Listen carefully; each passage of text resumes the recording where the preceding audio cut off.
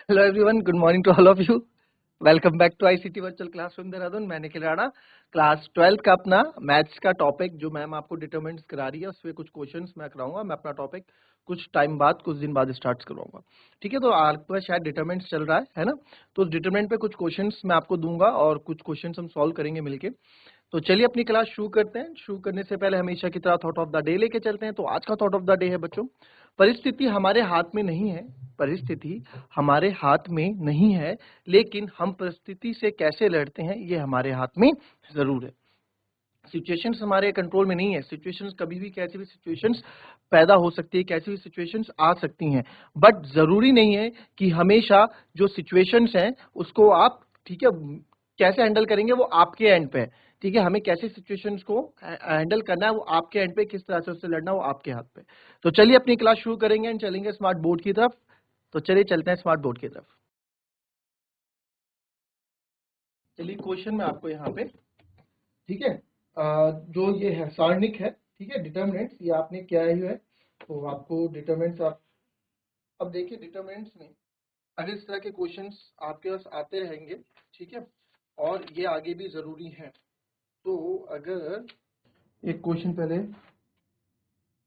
आपको प्रूव करना है, डिटरमिनेंट है 1 plus A 1 1 1 1 plus B 1 1 1 1 plus C equals to ABC 1 plus 1 upon A plus 1 upon B plus 1 upon C। ठीक है, फिर आ गया आपके पास equals to ABC plus BC plus CA plus AB। ठीक है, तो इस तरह का क्वेश्चन आपके पास सारणिक में है और ये आपको इसमें सत्यापित करना है, यानी कि प्रूफ करना है। ठीक है, ये आपको क्या करना है, प्रूफ करना है कि जब आप इसको सॉल्व करो तो ये इस तरीके से है। तो कैसे करेंगे, अब आपने सारणिक तो पढ़ ही लिया है ना। चलिए यहाँ देखिए, अब इस क्वेश्चन को करने की ना स्ट्रैटेजी कैसे हम देखेंगे। देखो, हर क्वेश्चन को करने के लिए सेम तरह का चीज आपको बस सोचना है कि हमें क्वेश्चन को सॉल्व कैसे करना है। ठीक है, हमने देखा ए बी सी कॉमन लेंगे, तो अगर मैं यहाँ से ए, यहाँ से बी और यहाँ से सी, यानी कि तीनों से अगर मैं कॉमन ले लूंगा ए बी सी, क्योंकि ए बी सी मुझे बाहर चाहिए है ना, इसके अकॉर्डिंग मुझे ए बी सी बाहर चाहिए। अगर मैं ए बी सी बाहर लेता हूँ तो अंदर 1 अपॉन ए बच जाएगा। यहाँ ए लूंगा कॉमन, पहली रो से अगर ए कॉमन लूंगा 1 अपॉन ए यहाँ बच जाएगा, 1 अपॉन बी बच जाएगा, 1 अपॉन बी बच जाएगा, यहाँ 1 अपॉन सी बच जाएगा, क्योंकि नीचे से मैं सी कॉमन लूंगा। तो आपको पहली चीज तो हमें पता लगी कि हमारे पास इस तरह के, अच्छा देखो आता है ना आपको, जैसे एक्स में है, अंदर है एक्स स्क्वायर प्लस 2। ठीक है, एक्स स्क्वायर प्लस 2 है और मुझे यहाँ से ना एक्स बाहर चाहिए, मुझे यहाँ से एक्स बाहर चाहिए। तो अगर मुझे एक्स कॉमन लेना है इसमें से तो मैं क्या करूंगा, एक्स कॉमन लूंगा, यहाँ बचेगा एक्स प्लस, इसके पास एक्स नहीं है ना 2 पे, तो 2 अपॉन एक्स, इसको हम ऐसे लिख लेते हैं। तो वही चीज, वही कैलकुलेशन स्किल्स हम यहाँ भी यूज करेंगे। अब ठीक है, ऐसा क्यों कर रहे हैं, क्योंकि सर एबीसी हमें बाहर चाहिए। तो मैंने पहली रो से ए बाहर ले लिया। ठीक है, आप यहाँ लिखेंगे taking A B C common from row 1, row 2 and row 3। ठीक है, तो ए बी सी आप कॉमन ले लेंगे और यहां आपके पास बच जाएगा, ठीक है, क्या बच जाएगा, 1 अपॉन ए प्लस, यहां से ए बाहर ले लिया 1, यहां बचेगा 1 अपॉन ए, यहां भी बचेगा 1 अपॉन ए। सेकेंड रो से हमने क्या कॉमन लिया है, R2 से हमने बी कॉमन लिया है। ठीक है, तो यहाँ बचेगा 1 अपॉन बी, यहाँ बचेगा 1 अपॉन बी प्लस, यहाँ से बी बाहर आ गया तो 1 प्लस 1 अपॉन बी। और वैसे ही आगे आएंगे सी के लिए, 1 अपॉन सी, 1 अपॉन सी, 1 अपॉन सी प्लस 1। ठीक है, अब मैंने क्या किया कि अब यहाँ पे दिख रहा है कि अगर अगर अब मेरे को क्या, ए अपॉन बी, सर ये भी मिल गया। अब क्या करें, अब क्या करें, एबीसी आ गया। अब हमें मेन है, हमें अंदर ये चाहिए 1/a 1/b 1/c साथ में आ जाए। तो कर सकते हैं हम 1/a 1/b 1/c साथ में। कैसे? अगर इस 1/b को हम और 1/c हम रो 1 में ऐड कर दें तो सब साथ आ जाएगा। तो आप क्या लिखेंगे? ऑन अप्लाइंग हम क्या कर रहे हैं, ठीक है, रो 1 में चेंज कर रहे हैं। रो 1 में हम क्या कर रहे हैं, R1 में हम क्या कर रहे हैं, R1 plus R2 plus R3। ठीक है, ये चीजें चेंजेस हम कर रहे हैं रो 1 रो 2 एंड रो 3 में। ठीक है, तो रो 1 रो 2 एंड रो 3 में ये चेंजेस हम कर रहे हैं। तो A B C as it is आएगा। अच्छा, जिनमें चेंजेस नहीं हो रहे हैं, यानी कि रो 2 और रो 3 में चेंजेस नहीं हो रहे हैं, उनको आप एज इट इज लिख लो ताकि हमसे कोई गलती ना हो बाद में, है ना। 1/b प्लस 1 और 1/b यहाँ आ जाएगा।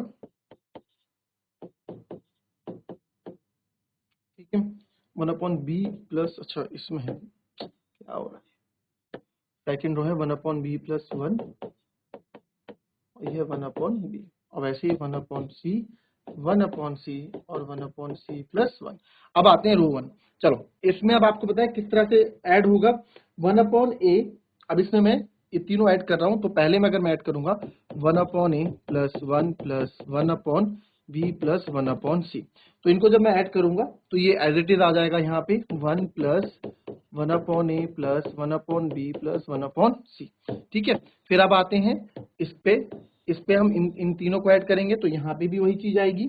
ठीक है, यहाँ पे आ रही है 1/a plus 1/b plus 1/c plus 1, एक 1 ये वाला भी है।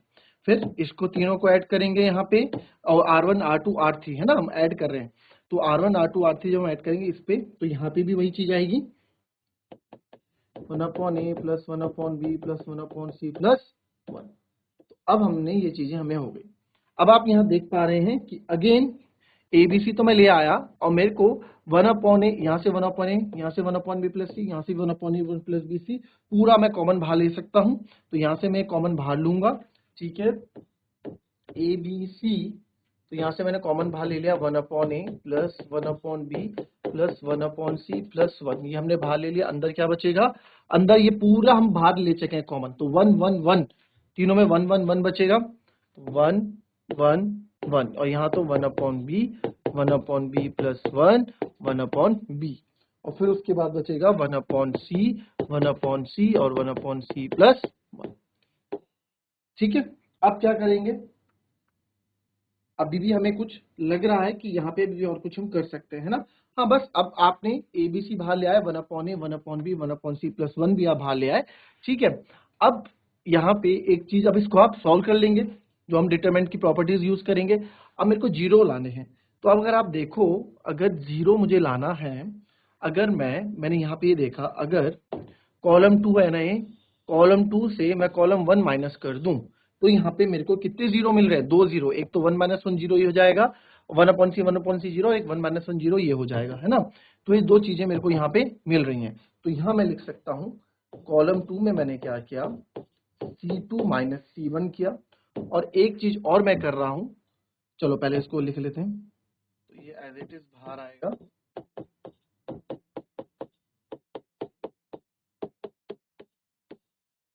ठीक है। तो ये हो जाएगा 1, कॉलम 2 में चेंज कर रहे हैं तो कॉलम 1 और कॉलम 3 एज इट इज रख दो, जिसमें चेंजेस नहीं हो रहे हैं उसको आप मत छेड़ो। ठीक है, अब कॉलम 2 को आप छेड़ सकते हैं। 1 - 1 0, 1/b माइनस, यहाँ बचेगा केवल 1, और 1/c माइनस 1/c 0, ये आ गया। ठीक है, और कुछ हो सकता है अभी?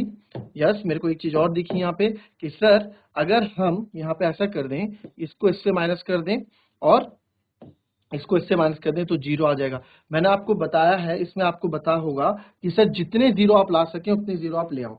जितने ज्यादा जीरो हम ला सकेंगे उतना इजी हो जाता है डिटरमिनेंट को सॉल्व करना। तो यहाँ मैं कर रहा हूँ, उसके बाद C3 माइनस C1 हम कर रहे हैं, तो जिसमें जो भी चेंजेस नहीं आ रहे उसको अलग से लिख देंगे। ABC 1/a plus 1/b plus 1/c, और यहाँ पे मेरे पास बच जाएगा 1, कॉलम 3 में हम चेंज कर रहे हैं तो ये हम एज इट इज लिख देंगे 1 1/b 1/c 0 1 0, और यहाँ जाएगा 0 0, और यहाँ जाएगा 1। ठीक है, तो अब किसी की भी अलॉन्ग एक्सपेंड कर दो, मेरे को ज्यादा जीरो दिख रहे हैं इसमें, रो 1 में ज्यादा जीरो दिख रहे हैं, तो आपको पता होना चाहिए जिस पे ज्यादा जीरो दिखते हैं उसके अलॉन्ग एक्सपेंड करने में ज्यादा इजी होती है। इसको फिर से इस तरफ लिख देते हैं, ए बी सी, ठीक है, 1 plus 1/a plus 1/b plus 1/c, और इधर हमारे पास बच रहा था 1 0 0 और 1/b 1 0 और 1/c 0 1।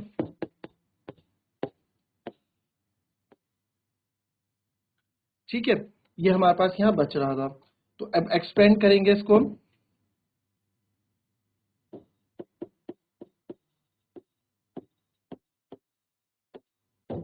एक्सपेंड अलोंग रो 1, तो रो 1 के अलोंग एक्सपेंड करेंगे, तो इसको एज इट इज आप लिख दो ए बी सी,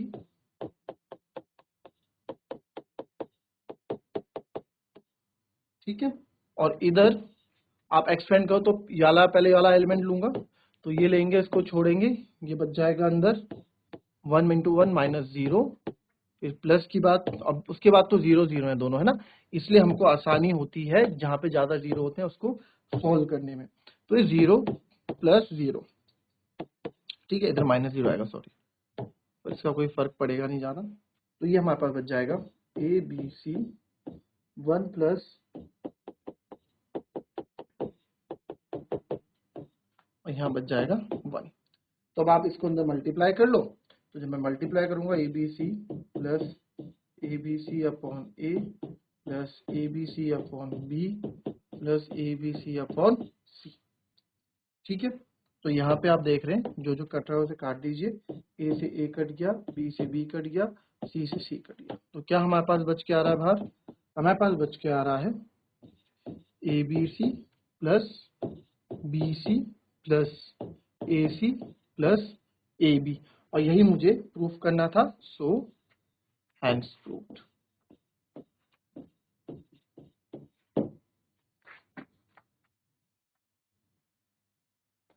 चलिए, ये आपके जो क्वेश्चंस है ना, ये क्वेश्चंस जो हैं, चलिए नेक्स्ट क्वेश्चन देखें।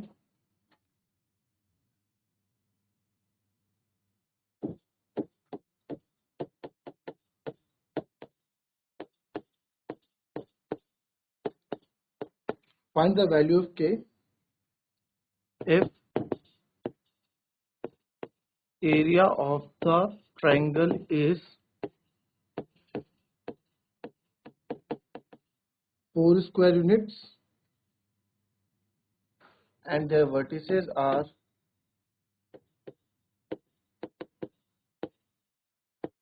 उनके vertices हैं, पहला k0, 40, 0, 2। तो ये हमारे क्या है, 4 स्क्वायर यूनिट्स हैं। तो ये आपको एरिया ऑफ ट्रायंगल आपको यहाँ दिया गया है, आपको इनके वर्टिसेस दी गई है, आपको इसका k की वैल्यू निकालनी है। तो चलिए निकालेंगे जरा, k का मान ज्ञात करें यदि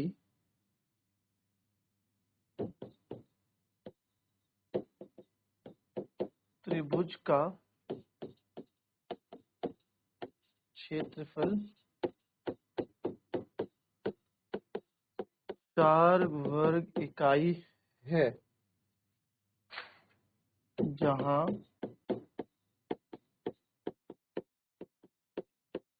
शीर्ष बिंदु हैं, वो आपको दे रखे हैं शीर्ष बिंदु हैं।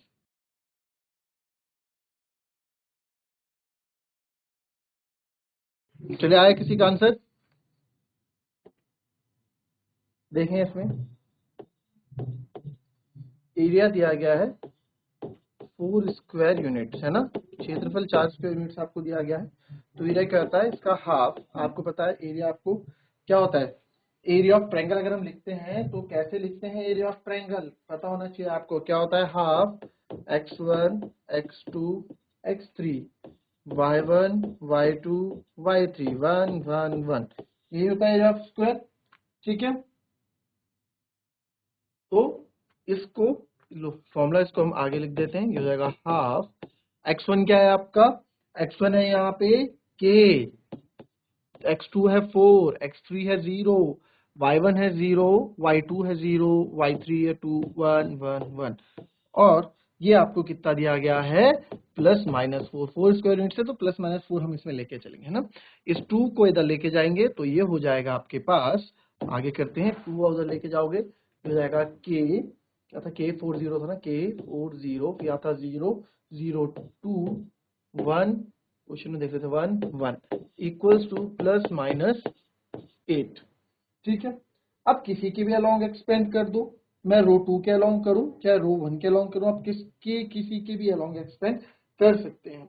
तो अगर मैंने यहाँ पे देखा कि अगर डायरेक्ट ही हम, ठीक है, डायरेक्ट ही हम अगर कॉलम किसके, कॉलम 2 के अलोंग एक्सपेंड कर दें तो कोई मेरे ख्याल से दिक्कत नहीं समझ में आ रही, नहीं लग रहा है ना।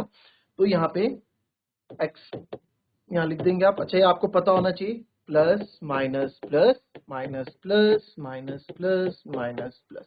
ठीक है, तो इस तरह की चीजें भी आपको पता होनी चाहिए। अगर आपको A11 A22 याद नहीं रहता है मन में तो आप इस तरह से साइन लगा लें, आपको याद रह जाएंगी चीजें। ठीक है, तो अब मैं क्या करूंगा, मैं यहाँ लिख देंगे एक्सपेंड करें भैया लॉन्ग, मेरे को दिख रहे हैं 2 0 दिख गए कॉलम 2 में, एक्सपेंड अलोंग C2 में मुझे 2 0 दिख गए, तो पहले एक्सपेंड कर रहा हूँ C2 के अलोंग। तो C2 के अलोंग जब हम इसको एक्सपेंड करेंगे तो आप देख रहे हैं पहला है 0, तो पहला तो 0 ही रहेगा। ठीक है, ठीक है, प्लस माइनस प्लस, फिर माइनस प्लस, फिर प्लस 0, ये भी इसके बाद भी 0 ही रहेगा। तो आप देख सकते हैं A31 A32, तो यहाँ पे आ गया +2। अब इसकी बारी आई तो ये वाली रो और ये वाले कॉलम छोड़ के आपके अंदर आ जाएगा k इंटू 1 k माइनस 4, इधर तो आपका प्लस माइनस 8 है ही। ठीक है, तो अब आप देखें यहाँ पे आ जाएगा 2k minus 8 equals two plus minus 8। तो यहाँ पे दो वैल्यूज मेरे को लेके चलनी पड़ेगी, व्हेन एरिया इक्वल्स टू +8 और एक एरिया इक्वल्स टू -8, है ना। तो दो बार मैं लेके चलूंगा, तो यहाँ एक बार 2k minus 8 equals to 8 solve करेंगे और एक -8 इक्वल्स टू -8 सॉल्व करेंगे।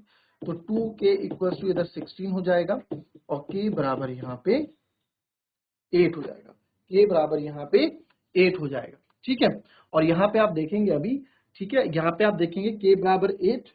अब यहाँ पे आप आ जाएंगे 2k माइनस 8, इधर आके प्लस का 8 हो जाएगा और 2k इक्वल्स टू 0 हो जाएगा, k बराबर आपका 0 हो जाएगा।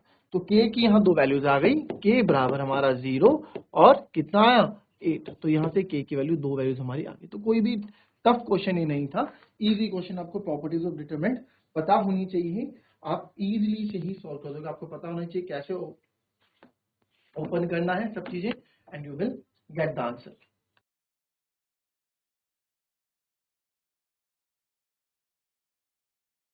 तो बच्चों, ये थी हमारी आज की क्लास। फ्रॉम नेक्स्ट वीक मैं एक नया टॉपिक लेके आऊंगा। ये टॉपिक के भी वही क्वेश्चंस करा रहा हूँ जो आपको मैम करा रही हैं टॉपिक, उसी पे मैं क्वेश्चंस करा रहा हूँ। और नेक्स्ट वीक से मैं एक नया टॉपिक लेके आऊंगा, चैप्टर नंबर 5, उसके बारे में हम पढ़ेंगे, उसके बारे में हम चीजें समझेंगे। ठीक है, तो चलिए आज की क्लास यहीं समाप्त करते हैं, मिलते हैं आपसे नेक्स्ट क्लास में। तब तक के लिए be happy, be healthy and be safe. Thank you and have a nice day.